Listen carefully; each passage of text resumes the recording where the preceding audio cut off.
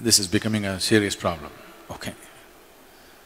You try to do anything in this country, they want to stop it. You want to build a dam, there's a protest. You want a nuclear project, there's a protest. Thermal project, protest. Windmill, protest. But everybody wants everything.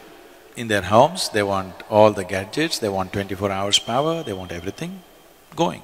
This is because we are only looking at the problems and we have not taken up the challenge of creating solutions in our minds.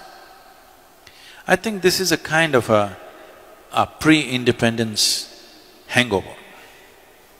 Because Mahatma Gandhi brilliantly designed a revolt against the British, not by killing them, not by shooting at them, not by bombing installations, but simply by stopping activity. Bandh, Hartal, Satyagraha came from there. It was a brilliant device for those days because we were conquered. But even today, if you want to become a leader, I'm just telling you, this is a secret, okay? Suppose you want to become a political leader, don't try to build a road, build a dam, do this, do that. No. Gather 100 of your fans and block a highway. Make our lives miserable. You will become a leader.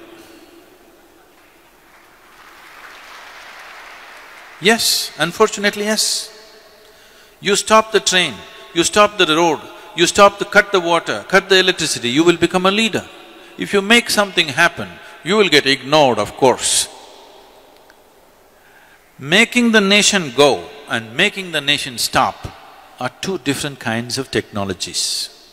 Mahatma Gandhi mastered the art of making the nation stop, and it was contextually the right thing to do for those times because we were being ruled by somebody else.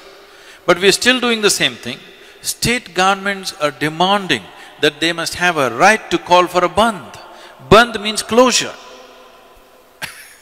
I cannot understand how an administration can call for a bandh but they're actually saying it's their right to call for a bandh.